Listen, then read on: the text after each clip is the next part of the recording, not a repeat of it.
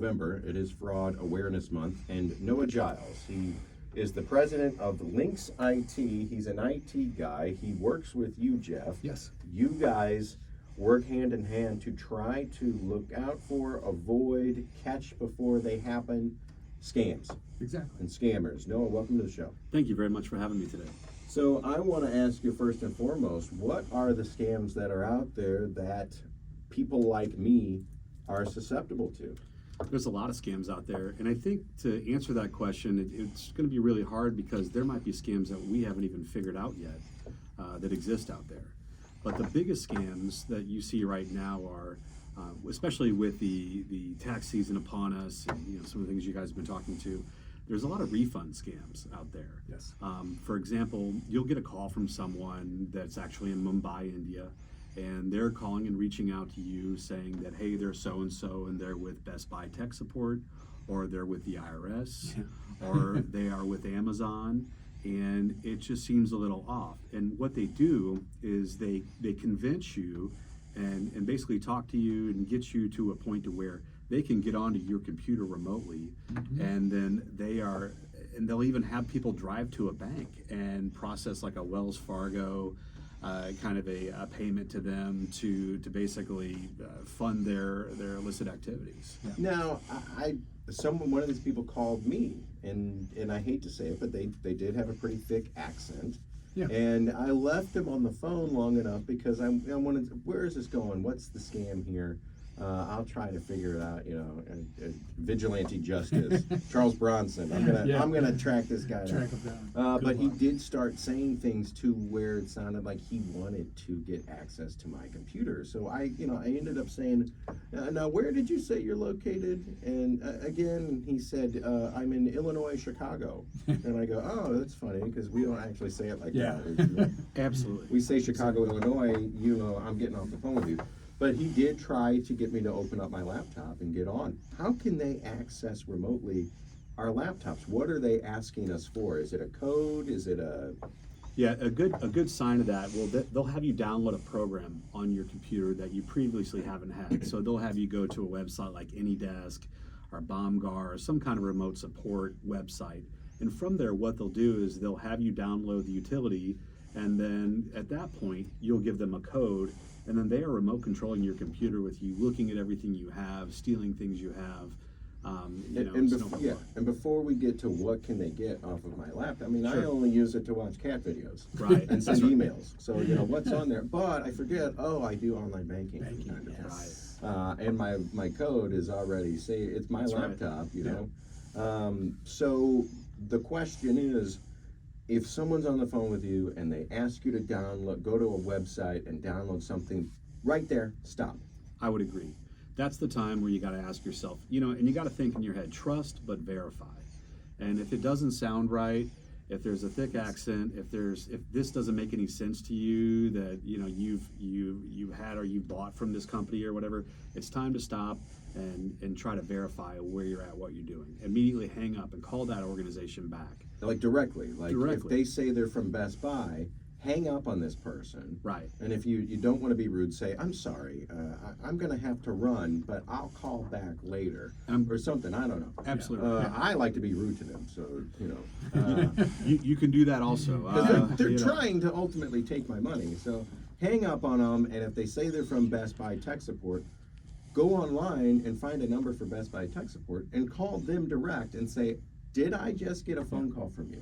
Specifically, one of these scams is exactly a Geek Squad Best Buy type of scam, where it's a refund scam.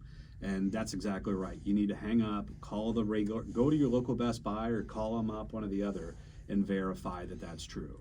Because 9 times out of 10, if someone's calling you out of the blue and you're untrained to it, you're going to be socially exploited on a scam is basically what's going to happen. And the other thing is the IRS will never initiate a outbound phone call to you. That's what I was going to say. How often does anybody ever call you? Yeah, unless you've called, or if you have contact with the IRS, you've left messages and you're corresponding back and forth, that's different. But typically they'll explain who they are, their badge number, so on and so forth. They're always Mr. and Mrs. Smith, so on. But if they just call you out of the blue and say, hey, there's a problem with your return, it's fake, hang up. Right. They're never going to. IRS is always regular mail, U.S. postal, or certified mail. And if it's certified, read it. Regular, it's okay. Got some time. Right. Okay. Well, if IRS ever sent something to me, I would just bring it to you. Exactly. That's say, yes. what you do is shoot it back over to Jeff us. is We'll my figure out who is we my need to talk IRS to. whisperer. Yeah. My interpreter. There's no whispering. Yeah. When it comes to speaking the IRS's language. So if the IRS calls you, it's not the IRS. No, not It's unless you've them. initiated something with them Right. and they're returning your call back. Exactly. Yeah. If Best Buy calls you for some reason, stop and think, when's the last time I even did business with Best Buy? Yeah. Amazon.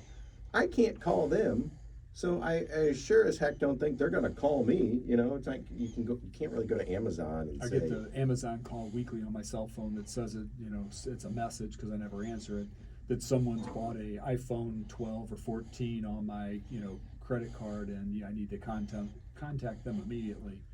And then, that's a joke. and if you think that's interesting, go to your Amazon account. Exactly. And just see if there's purchases Yeah. for iPhones recently. Yeah.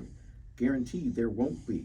Exactly. I go to my email and I open it up and it says Geek Squad and it says, your account has been hacked. But what I always like to do is I go up to the top and say, well, who actually sent me this? Exactly. It says Geek Squad, but if you open it up further and see the email address it comes from, it's a bunch of X's and R's and at these bogus websites. If it was from Geek Squad, it would be from at bestbuy.com. Correct. I would assume. Yeah.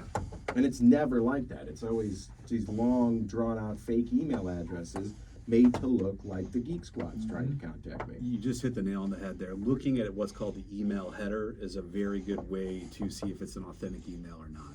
And 9 times out of 10, you'll see something at vzxy something.com and it's not legitimate. Yeah. So what is that scam? When someone emails me something and it looks like it came from Geek Squad or it looks like it came from Amazon, what's the scam there? Yeah, that's what we call phishing scam that we normally get. So they'll basically, it's like fishing, like we're on a boat together throwing our lines in the water, trying to get anyone to respond.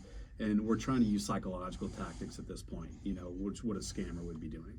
So they're trying to get you to think, oh, you have a service that's going to get shut off or you've been hacked. And they're basically getting you, again, to try to act, do something, to go online where they can get, more of your information, maybe your Bitcoin if you've got it. They're just trying to get to you.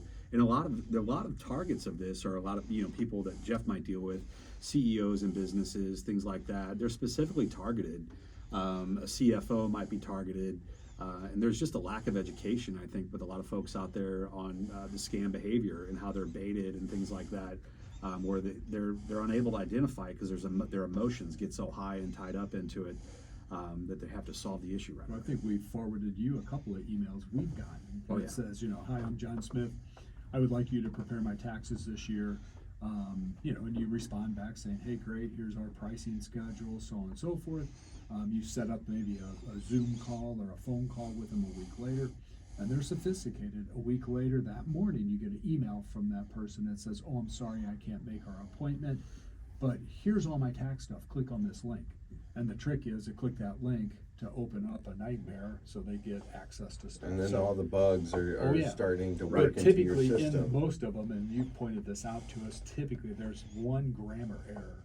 I'll Right. say like double spaced, a comma where it shouldn't be. So again, if you Or if they speak revert, like if they say Exactly. Illinois, Chicago, Yeah, you realize stuff like that. people don't talk like that. This is a really weird email. That's yeah, right. But we've Googled some of these people, and it's like, wow, this guy's the CEO of XYZ company. It's a real person out there, but they're faking that individual. So either their email got hacked, they're then sending stuff to us. So there's been at least 2 or 3 of them I know we've sent over this in the last 6 months to you, going, hey, is this real? Right. So don't click on attachments. Never. Don't click on click links that are in, the Geek Squad email that comes over and says, well, you've been hacked. Click on this link to find out more. Don't click on any links. Don't Yes. open any attachments. Yes. Close it down. Call Geek Squad directly and say, did you guys just email me? Yeah. So anybody out there can fall for these, and you say emotions run high. I was telling Jeff, last week that there was this gentleman. I was just trying to return a pair of pants to the Macy's, and there was this older gentleman in front of me, and he was trying to buy a bunch of gift cards, and I'm overhearing this conversation, and the lady saying, "Sir, I think that you might have been hacked." Yeah. And he, he goes, "I've been a journalist for 30 years. I know, I'm not getting hacked. They've taken over my computer. I just need to send them a bunch of gift cards to Macy's, and they'll fix my computer." And I'm sitting here going, "Oh my God, this poor guy's been hacked." Oh, no. Yeah. And he doesn't want to admit that he fell for Yeah. it, Exactly. So let's go back into the people that, they call you on the phone and they want to take over your computer. I click on a link that, now the viruses, the bugs are inside my computer. How do they go from that step to getting money from me? So at that point, they'll have you. A lot of targets are like Chase customers, things like that.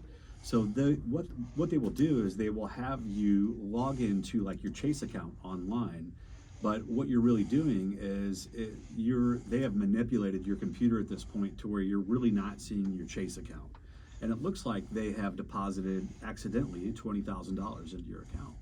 And they say, "Oh my gosh, we've accidentally made this mistake. We've deposited $20,000. The only way you can get this money back to us," and they make the people feel like they're in trouble or they're going to be accountable for this. We're going to prosecute you Yeah, if you don't send absolutely us right. this money back. And what it really is it's just a picture of a web page, and it looks like your bank account, and it looks like a fake $20,000 entry in the bank account. And they do this. That's at the point when they've gotten onto your computer. They make you go to this website that's not real, things like that. And then they get you to drive to the bank and take out a money order or something, to make this payment back to them to return the $20,000. And a lot of times, what's unfortunate is these folks that are these targets of these attacks are a lot of senior citizens. Yeah. A lot of our baby boomers out there, are in their 70s, or 60s and 70s at this point. And they didn't grow up with an iPad in their hands like my kids did. Yeah. And they're at a disadvantage, and they're dealing with these folks that are, trying to scam them. And then they're going out there, and it's sad. They've accumulated so much savings, and they're out there trying to get a money order, return it back to India. And it's at that point you got to stop and say, Yeah. "Hey, what's going on?" And boy, that's Yeah. brazen. It's like, we're the bank, but you're going to need to go to the bank. They're sending them to the bank. Yeah. Right. While they're at the bank, let's be honest, if you've fallen for this and you're going to the bank to get a money order, while you're at the bank, just say, "Oh, by the way, Yeah. Did you contact me? did you contact me? Did you accidentally give me $20,000 on accident? Can we do this here without creating the money order?" And at that point, the bank will come in and save you. Absolutely. But it's really hard to admit that we fell for something like that. And like you said, that's where emotions come in. That's right.